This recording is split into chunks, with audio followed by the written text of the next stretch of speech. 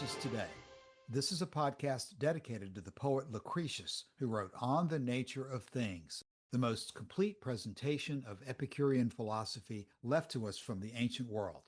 Each week we walk you through the Epicurean texts, and we discuss how Epicurean philosophy can apply to you today. If you find the Epicurean worldview attractive, we invite you to join us in the study of Epicurus at EpicureanFriends.com, where we discuss this and all of our podcast episodes. This week, we're moving forward in Cicero's Tusculan Disputations. We've been in part 3 in section 20 for quite a while now. Today, we should be able to finish section 20 as we address the third of Cicero's criticisms against Epicurus's ethics. And it takes us back into familiar territory where Cicero is criticizing Epicurus's views on virtue. So since it's been several weeks since we read the second half of this section 20, I'll ask Joshua to go ahead and remind us of Cicero's criticisms before we begin to take it apart further. Joshua? Right, Cassius. So we are still here in section 20, and we're still dealing with this three-part criticism. He has criticized Epicurus on the grounds, first, that he contradicts himself, because he says he cannot imagine anything good unless the senses are in a manner tickled with some pleasure. But now Epicurus says that to be free from pain is the highest pleasure. The second criticism is that where there is naturally a threefold division, the first to be pleased, next to be in pain, and the last to be affected neither by pleasure nor pain, Epicurus imagines the first and the last to be the same, and makes no difference between pleasure and the cessation of pain. And we have dealt extensively over the last few episodes with those two criticisms. The third criticism that we're going to get into today deals with this question of the relationship between pleasure and virtue. And I'm going to read again the end here of section 20. Cicero begins his third criticism like this. He says, "The last mistake that Epicurus he falls into in common with some others, which is this, that as virtue is the most desirable thing, and as philosophy has been investigated with a view to the attainment of it, he has separated the chief good from virtue." Oh, but he commends virtue, and that frequently. Yeah, and indeed, Gaius Gracchus, when he had made the largest distributions of the public money, and had exhausted the treasury, nevertheless spoke much of defending the treasury. What signifies what men say when we see what they do? That Piso, who was surnamed Frugal, had always harangued against the law that was proposed for distributing the corn. But when it had passed, though a man of consular dignity, he came to receive the corn. Gracchus observed Piso standing in the court and asked him, in the hearing of the people, how it was consistent for him to take corn by a law he had himself opposed. "It was," replied Piso, "against your distributing my goods to every man as you thought proper. But as you do so, I come to claim my share." Did not this grave and wise man sufficiently show that the public revenue was dissipated by the Sempronian law? Read Gracchus's speeches and you will pronounce him the advocate of the treasury. Epicurus denies that anyone can live pleasantly who does not live a life of virtue. He denies that fortune has any power over a wise man. He prefers a spare diet to great plenty, and maintains that a wise man is always happy. All these things become a philosopher to say, but they are not consistent with pleasure. But the reply is that he doth not mean that pleasure. Well, let him mean any pleasure. It must be such a one as makes no part of virtue. But suppose we are mistaken as to his pleasure. Are we so too as to his pain? I maintain, therefore, the impropriety of language which that man uses when talking of virtue, who would measure every great evil by pain. Okay, Joshua, just as with the earlier sections, there's a lot going on here that we can pull information out of. And today, the dominant theme is this issue of Epicurus's view of virtue. Now, we know from the same discussion in Cicero's On Ends that the Epicureans argued that not only does Epicurus not undermine virtue, but he places virtue on a more firm foundation than do the Platonists or the Stoics or anyone else. Because from the Epicurean point of view, There are no ideal forms. There are no supernatural gods. There is no supernatural reason to be pious, no fear of punishment or reward after death. So, all of the traditional reasons to be virtuous from the Epicurean position are invalid. They just simply are wrong. They do not exist. And so you cannot have a firm foundation for virtue based on arguments that are simply false. What Epicurus provides in place of false arguments are true arguments that nature tells us through pleasure and pain how to live, that pleasure is what nature tells us is the most desirable thing in life. And given that framework, the concept of virtue involves actions taken for the purpose of securing the goal of nature, which is pleasure, rather than a shifting and false goal of piety or just doing what the other famous Greek and Roman leaders have done in the past. Epicurus substitutes a more firm goal grounded in nature by saying, look to pleasure. And if you're going to look to pleasure as your goal, then you're going to have to take particular actions at particular times and places in order to achieve pleasure.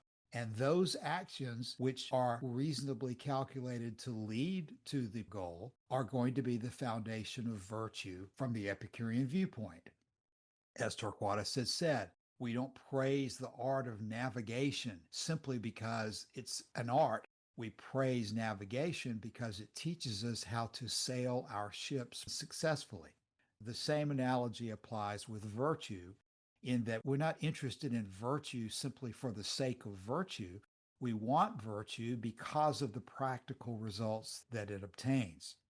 Now, as we go through Cicero's criticisms, Cicero is just simply never going to admit that pleasure and virtue have this harmonious relationship.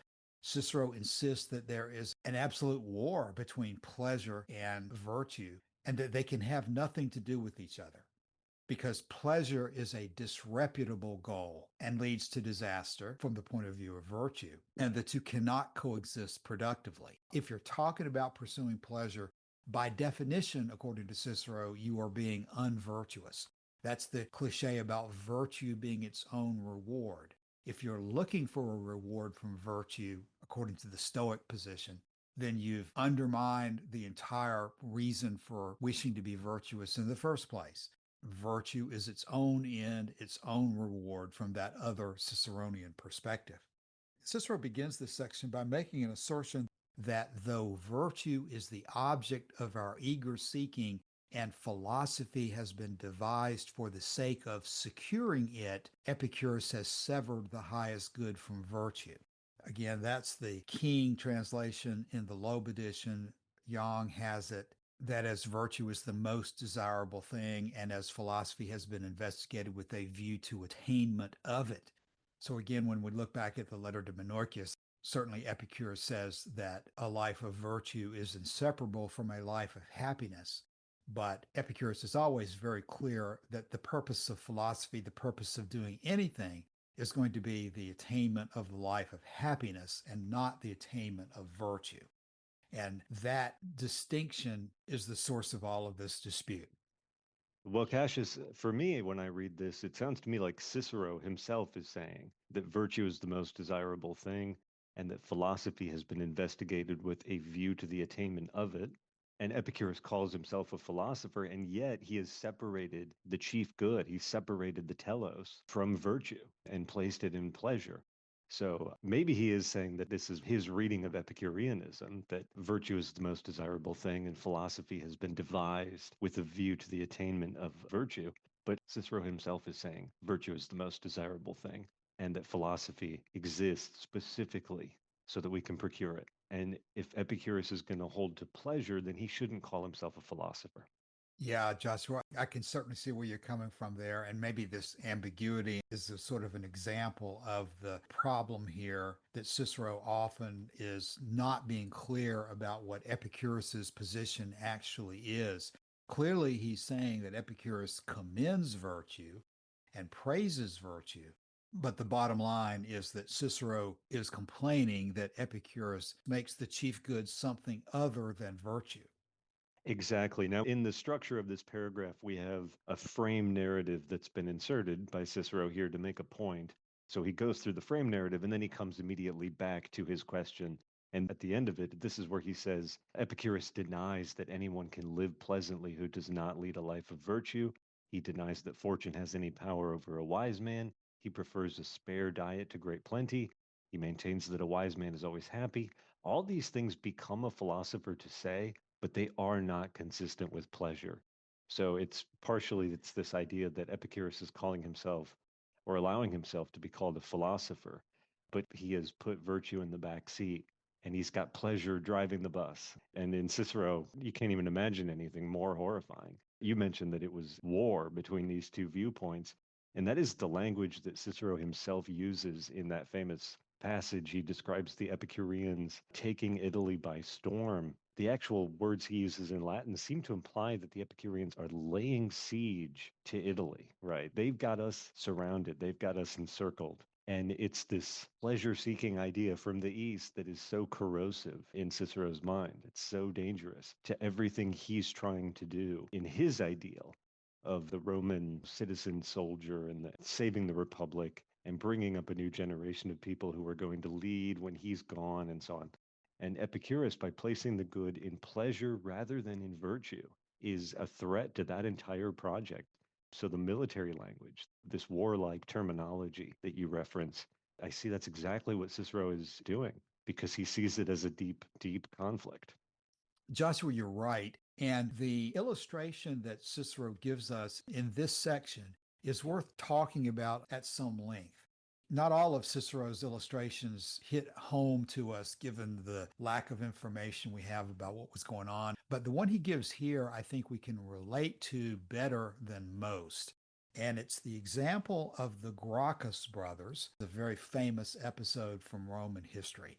The basic situation with the Gracchian reforms was that Rome was prospering as a result of the conquest that it had been making, but a lot of slaves from the conquered territories had been brought back into Italy. And as a result, the economy of the traditional Roman citizenry was being upset by the influx of what was basically free labor from the slaves. And one of many of the problems that was being caused by this situation was that Rome's army itself was being undermined because the traditional Roman citizens who supplied the soldiers to the army were being displaced on their lands in Italy. And without the families of the soldiers being able to support themselves and being able to support their soldiers who were part of the army, Rome was restricted in the ability to raise as many troops as it had been traditionally able to do. And so the Gracchian reforms were instituted when Tiberius Gracchus passed laws that were intended to restrict the ability of the major rich landowners to purchase farms and place slaves on them and to displace the citizens. And those Gracchian reforms involved use of the Roman treasury to repurchase those lands to give them back to the soldiers and the soldiers' families. This reform created a major blowback from the rich senators and other people who had been profiting from this new system. And that's where Piso Frugi comes in as a senator who was objecting to Gracchus's reforms. There was a 180-degree difference in interpretation between the Senate versus the Gracchus brothers as to how the treasury was being dealt with.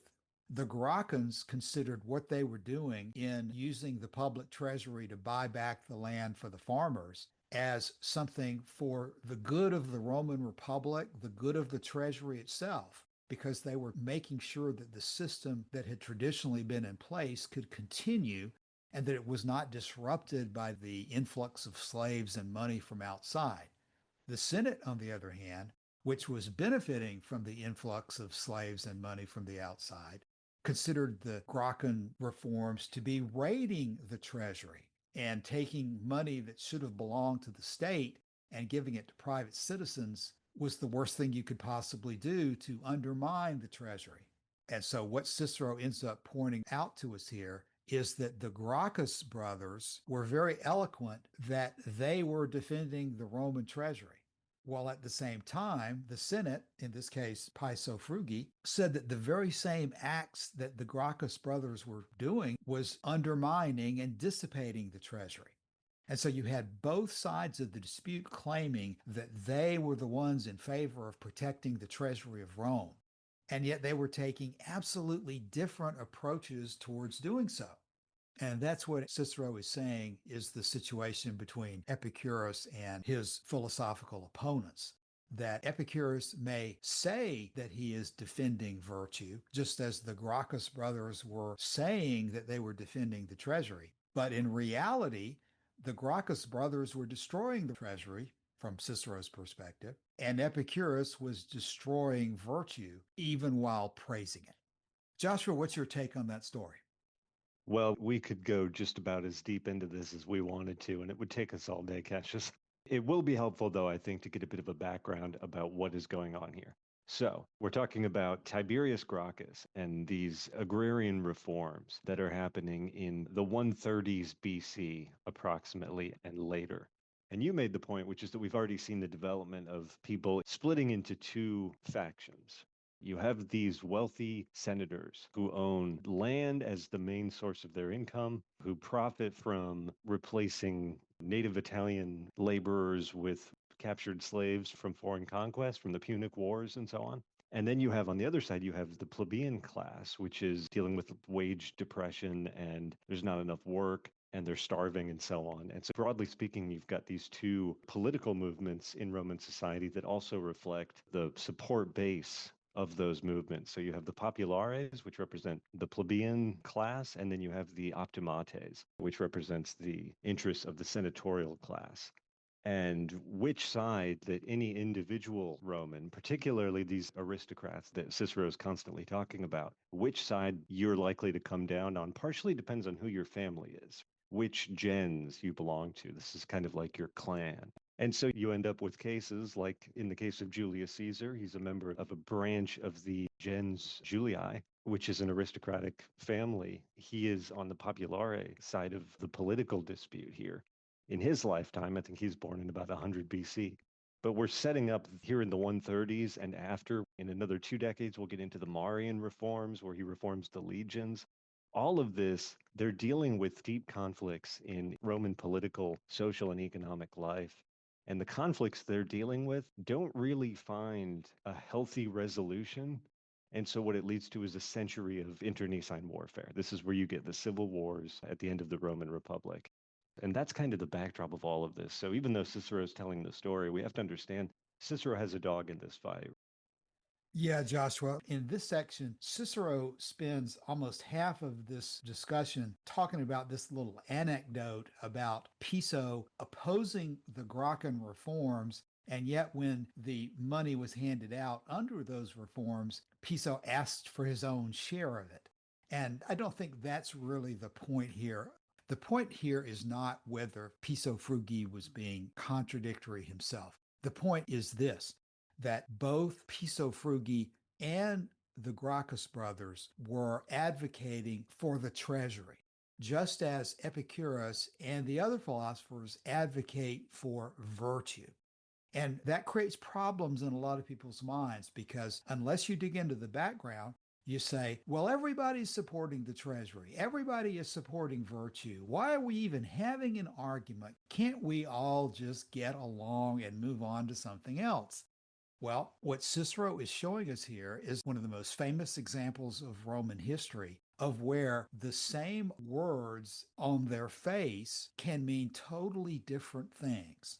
From the point of view of the Gracchi, reforming the treasury meant saving Rome by spending the money that was in the treasury. From the point of view of Piso Frugi and the senators, preserving the treasury meant not spending the money that was in the treasury on this particular reform that Gracchus was proposing. That applies directly to the Epicurean versus Platonic and Stoic argument because Epicurus is praising virtue to the stars as being extremely important and necessary for the happiest life, while at the same time, Epicurus is separating virtue as being the ultimate goal. The Stoics and others who Cicero is supporting say that it is virtue that is the goal, and that if you take anything else as a goal, then you can't have virtue. You've sold out virtue. Just as you've destroyed the treasury if you're the Gracchi, you have destroyed virtue if you are Epicurus. And of course, the same type things continue today. It's very easy to take a word that everybody agrees has desirable connotations and employ that word in a totally different way. And so this illustration reinforces that this dispute over virtue is one of substance and not just of form. Cicero admits, as Joshua has already read, that Epicurus praises virtue in all sorts of ways in terms of diet and the wise man always being happy and so forth, in ways that become a philosopher to say them, is the way that Cicero says it. But that takes Cicero back into the key argument that, from Cicero's point of view, it is not sufficient to say that Epicurus does not mean only the pleasures of stimulation. Cicero says, I don't care what kind of pleasure Epicurus is talking about. Whatever type pleasure it is, it cannot be part of virtue because virtue has nothing to do with pleasure. As Cicero wraps up this argument, he asks a question that I think is echoed in Francis Wright's A Few Days in Athens. Cicero says, therefore I say that it is not open to the man who measures the highest evil by the standard of pain to introduce the name of virtue. The point being that it is not appropriate from Cicero's point of view, or from the point of view of many people, to state your philosophy in terms that allow it to be construed in a way that is so opposite to what Cicero thinks is the right way. And so that's what Cicero's argument comes down to, that Epicurean philosophy, in talking about pleasure, ends up being morally unworthy. But there are a number of essential things to point out. That Epicurus has said many times that he would prefer to be misunderstood than not to say the truth that is profitable to all men. The point being that Epicurean philosophy requires a proper understanding of the things that are being studied. It's not sufficient simply to listen to the words and have them magically take effect. It's not sufficient simply to look at the rays of sunlight and automatically to be illuminated. Words do have multiple meanings, and it requires an active mind to understand which meaning is being referenced at a particular moment. Epicurus looks at the problem of happiness in human life. And while Epicurus was as educated and as eloquent as any of the elite philosophers, he thought that another approach was necessary for establishing virtue with a firmer foundation. And so Epicurus was not afraid to deviate from the existing method of articulating these arguments to place them in a new and different light. Well, it's a great problem, isn't it, Cassius? Because when you first encounter an argument between two people, and they both claim they're trying to advocate for the same thing, they're both trying to advocate for the good of the people, they're both trying to advocate for not wasting or spending all the money, but they come to wildly different conclusions. And the question is, how do you decide in that case where to place your confidence? I think of Lucian in his conflict with Alexander, the false prophet, in which you have one man claiming to speak for a god, and you have another man who is trying to explain to the people who don't want to hear it that they're having the wool pulled over their eyes. And it's very difficult to know in some cases what the correct course of action is and who you should rely on and how you should vet people to understand what their motivations are. For me, one of the great passages that deals with this comes from a play by Robert Bolt called A Man for All Seasons. And hopefully this gets us closer, without going into Roman history and all that, closer to an idea of what Cicero is trying to convey here. So in this story, you have Thomas More, who is Lord Chancellor of England, and he's in conversation with a prosecutor, I think. And there's a man who just left the room who is under heavy suspicion, but Moore's not going to arrest him. And this is the exchange. Alice, Thomas More's wife, says, while you talk, he's gone. And Thomas More said, and go he should if he was the devil himself until he broke the law. And then Roper this prosecutor. He says, so now you'd give the devil benefit of law. And Thomas More says, yes. What would you do? Cut a great road through the law to get after the devil. And Roper says, I'd cut down every law in England to do that. And Thomas More says, oh, and when the last law was down and the devil turned around on you, where would you hide, Roper, the laws all being flat? This country's planted thick with laws from coast to coast, man's laws, not God's. And if you cut them down, and you're just the man to do it, do you really think you could stand upright in the winds that would blow then? Yes, I'd give the devil benefit of law for my own safety's sake. In this little narrative, we have two people, and they're speaking about justice, and they're speaking about accountability.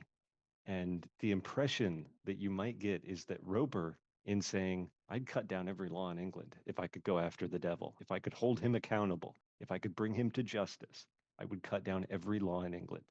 You might think that it's Roper who is the true defender of justice and of reasonable accountability and holding people responsible for the things that they've done.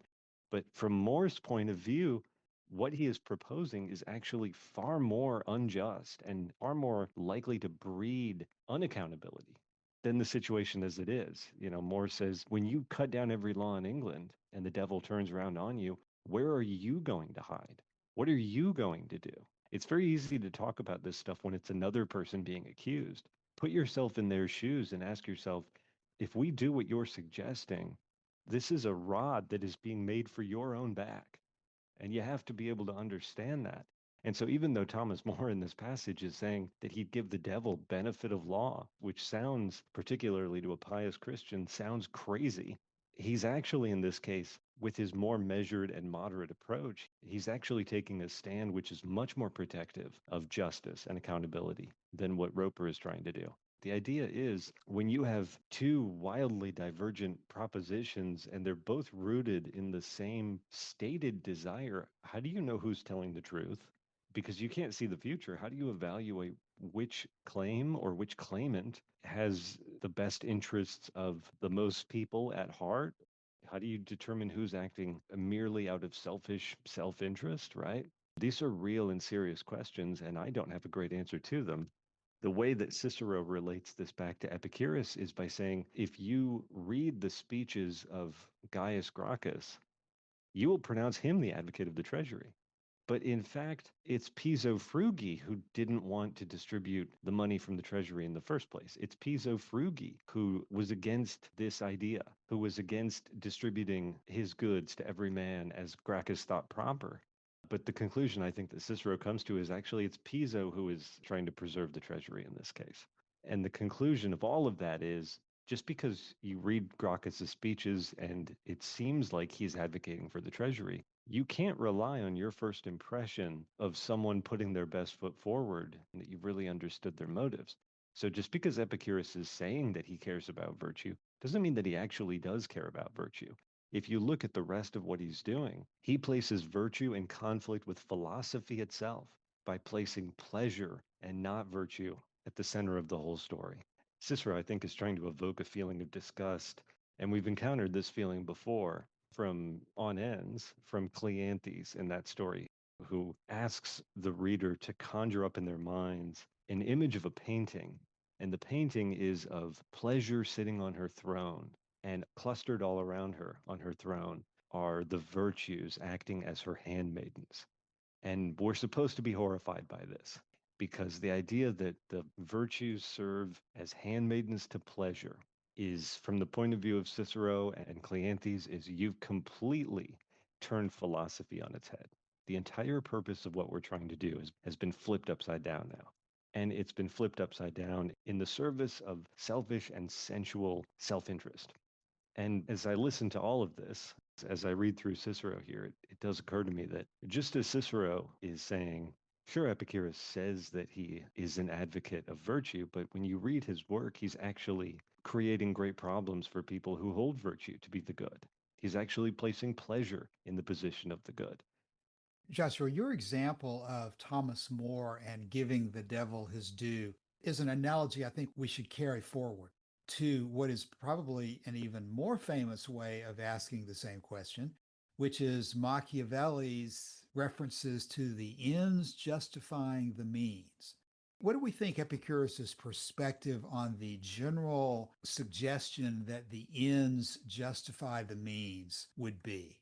Is the argument that the ends justify the means something that is always correct or always incorrect or contextual?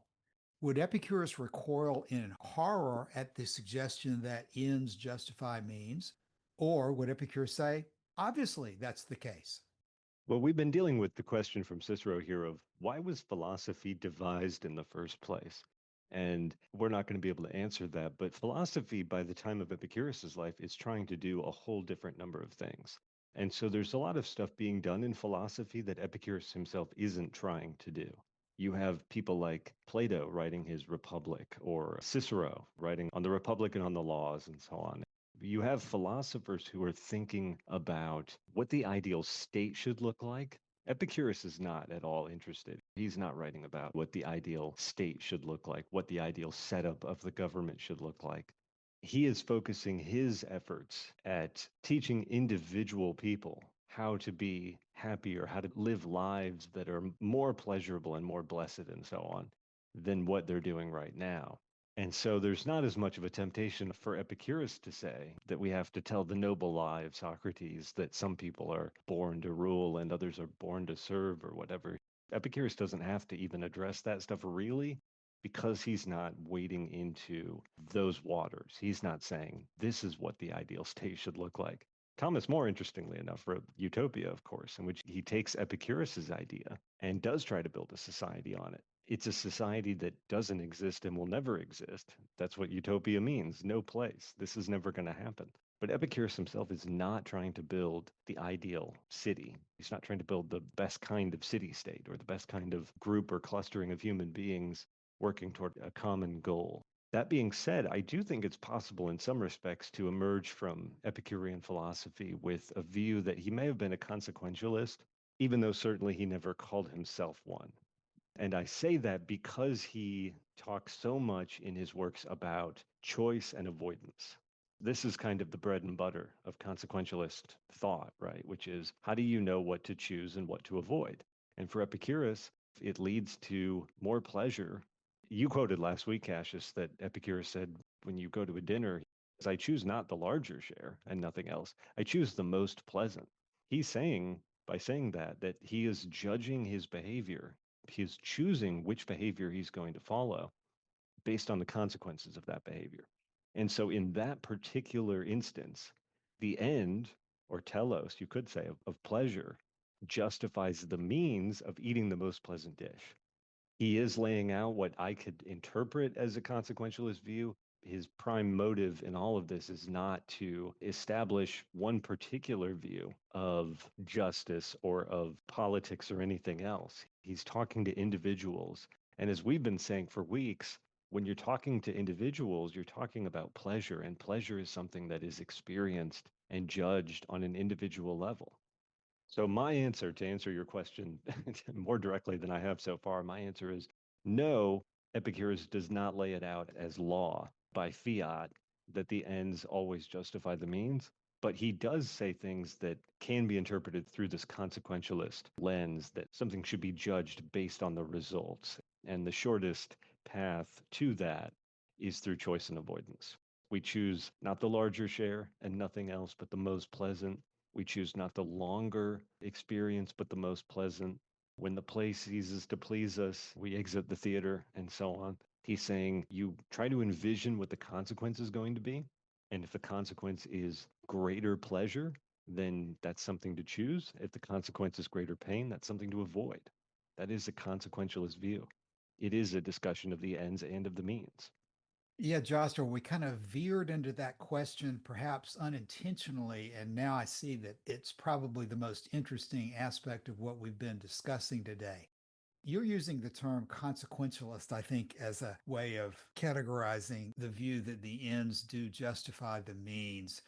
And you can point to a series of quotations, whether it be Principal Doctrine number 10, the Vatican saying about asking always what's going to happen to you if you do pursue a course or choose not to pursue that course.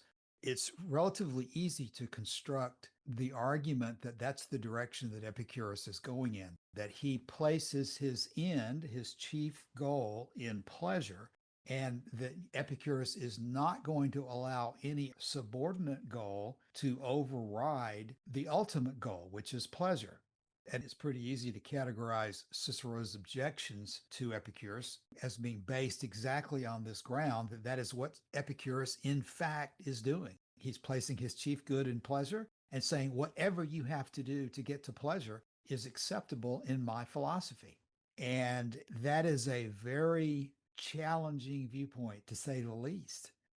If your goal is pleasure, there's so many choices that can come forward. It's almost like you need an example, a specific situation to examine this whole thing, but there can be different consequences depending on the amount of time that passes. So if you're not clear about the ultimate results that you're after, you could get caught up in looking at your choices incorrectly because you're only focusing on certain consequences and ignoring other results that may actually be more pleasurable. Yeah, Calasini, I think you're going in exactly the right direction. You said that it's almost as if you need a particular set of circumstances. I think that really is the answer there. You have to evaluate these questions in the context of a particular set of circumstances. And it's the attempt to form a general abstraction that the ends always justify the means that becomes the problem. Because clearly, sometimes the ends do justify the means, but you have to be specific about what end and what means, because there is no overriding ideal form, fate, necessity that allows you to take a rule like ends justify means and apply it to every situation. We've had several great examples already today. The Gracchus brothers may well have sincerely thought that they were preserving the Roman treasury for a longer period of time by taking the actions that they did to spend it. In the Thomas More argument, if you could, from this Christian perspective, take out the devil by violating every existing law in England, arguably, depending on the terms of your hypothetical, that might be worth doing. Thomas More is pointing out all of the bad results that could come from that, but there's no way to answer that question in the abstract without looking at the individual circumstances. Cicero himself got into the very same dilemma with his handling of the Catiline conspiracy. Cicero had the Catiline conspirators executed even though it was against Roman law to execute Roman citizens. So this is a classic question of philosophy. Under what circumstances do the ends justify the means? And Cicero, Plato, the Stoics are going to take the position that virtue is inviolable. Virtue can never be trumped by anything else. You must be virtuous. There's a saying in the law, let justice be done though the heavens fall asunder. There's all sorts of ways of stating that same cliche, that some things are so important that they must never be violated no matter what the circumstances. And it's very easy to construct hypotheticals which point out the problems with that approach. You can tug heartstrings in all sorts of different directions when you frame different ways of illustrating this dilemma. And as we begin to come to a close with today's episode, I think we're seeing another one of these arguments by Cicero that's pulling at heartstrings in favor of virtue and implying that virtue as an abstraction is so important that we can never allow any other consideration to come close to virtue. And the very idea that pleasure should be compared to virtue as an equal or even a superior goal is revolting to think about. We can never allow these two things to come into conflict with each other. We're always going to choose virtue over pleasure. And that's the problem with Epicurus's philosophy, is he seems to say, and in fact does say, that pleasure is more important as the ultimate goal than virtue. Cicero will not accept the Epicurean perspective that virtue is a necessary condition for happiness. He thinks that any attempt to take virtue off the throne is doomed to create disaster. And so we get to the end of this argument almost where we started, which is that it's essential to look at the circumstances, the facts you're talking about at a particular time and place and situation, and not allow a Platonic abstraction that virtue transcends everything else to take the place of practical reason in judging the effects of the choices that are in front of you as an individual human being at a particular place in a particular time. Joshua, as we begin to close today, how do you see this resolving? There is one aspect, Cassius, of Cicero's criticism here that we haven't really touched on today, which is we've dealt with the pleasure side of his criticism. But he does raise at the very end of section 20 here, he raises another objection. He says, I maintain, therefore, the impropriety of language which Epicurus uses when talking of virtue, not just because he holds pleasure as the good, but because he measures every great evil by pain. We haven't really talked about the pain side of it. And we're, as you say, running out of time today. We have got a lot of loose ends here to go through, and every episode we seem to produce more rather than resolve them. So I don't have a good way to wrap things up here at the end with any kind of resolution, except to say that what I've learned from dealing with Epicurus is I try to give him the benefit of the doubt when I'm reading to make sure that I've understood what he's saying and I'm not running off in some direction that he wasn't even going in. And I think that, Cassius, I see you trying to hold to this standard all the time as well, because of what I mentioned earlier, which is when you're dealing with two people who both claim that they're the ones who are doing the right thing, they both claim that they're the ones who are acting virtuously, acting honorably, acting justly, but they're proposing two wildly divergent ideas about what to do going forward. It's not possible always to know what people's motivations are. And so we talk about skepticism in the ancient sense of that word quite a lot, but having a healthy dose of what we sometimes refer to as lowercase s skepticism, I think is essential in going through some of this stuff. And also being able to withhold judgment until we have better evidence is a big part of it as well. And taking the time to think it through, and particularly taking the time to think it through with other people, because I know I don't have a mind that can provide every answer, right? And that's why this kind of conversation is so helpful. Thank you, Joshua. As we close, this reminds me of the cliche that there's at least two sides to every story. Cicero points that out in regard to Gracchus and Piso. We've talked about other instances posing questions about ends justifying means. But while there may be at least two sides to every story, one thing that is true is that we only have a limited amount of time in which to live. And we are going to make decisions, even when we choose not to take an action. That is a decision of its own. And all of our decisions have consequences for the rest of our lives and the lives of our friends. So the last thing that we can allow to happen is to get analysis paralysis and simply refuse to make decisions, refuse to take actions because we are not sure of all of the consequences that are going to take place.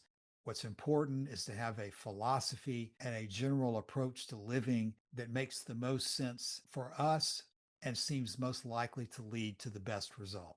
That's what Epicurus presents. That's what we talk about here in the podcast. And that's what we'll continue to pursue next week when we come back and move into section 21 of part 3 of Tusculan Disputations. As always, we invite you to drop by the forum and let us know if you have any questions or comments about this or our other discussions of Epicurus. Thanks for your time this week. We'll see you again soon. Bye.